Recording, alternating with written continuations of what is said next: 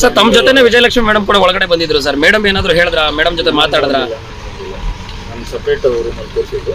ನಾನು ಯಾರು ಬಂದಿದ್ದಾರೆ ಏನು ತಿಳ್ಕೊಂಡಿಲ್ಲ. ಸಪ್ರೇಟಾಗಿ ನಾನು ನೋಡದೆ ಬಂದೆ.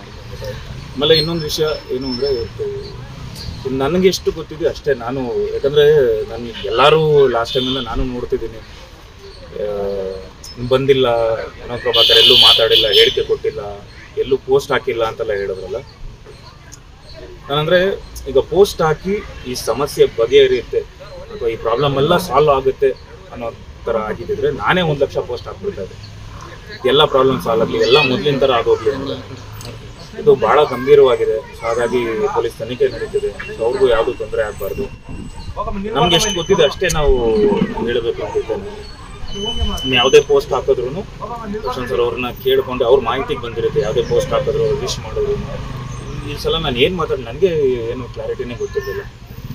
ಸೊ ಅದಕ್ಕೆ ನಾನು ಅವ್ರನ್ನ ಮೀಟ್ ಮಾಡೋವರೆಗೂ ನಾನು ಮಾತಾಡಬಾರ್ದು ಅಂತಲೇ ಇದ್ದೆ. ಒಂದು ಸಮಸ್ಯೆಯಿಂದ ಎಲ್ರಿಗೂ ಒಂದು ನ್ಯಾಯ ಸಿಗಬೇಕು.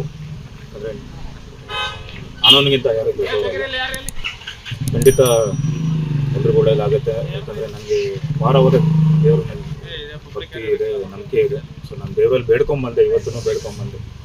ಇಚ್ಛೆ ಅಂತ ಆಗಲಿ ಆದರೆ ಮೀಟ್ ಮಾಡ್ತೀನಿ ಸಾಧ್ಯವಾದರೆ. ಇಲ್ಲ ನಾನು ಪ್ರಯತ್ನ ಪಡ್ತೀನಿ ಅಂತಲೇ ಬೇಡ್ಕೊಂಬಂದೆ.